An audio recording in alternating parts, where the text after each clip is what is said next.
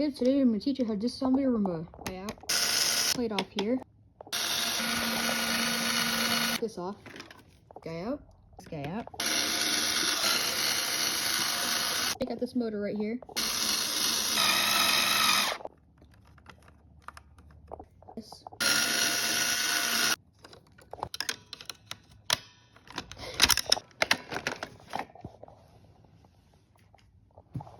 We're going to remove this here.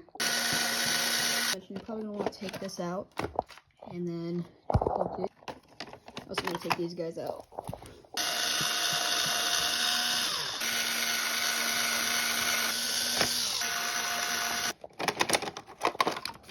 I'm going to remove this guy here.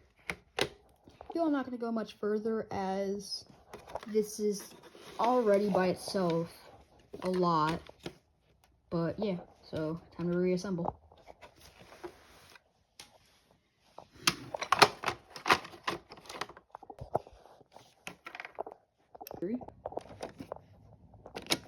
So one we'll have to do. And then you're all set. Now you can resume.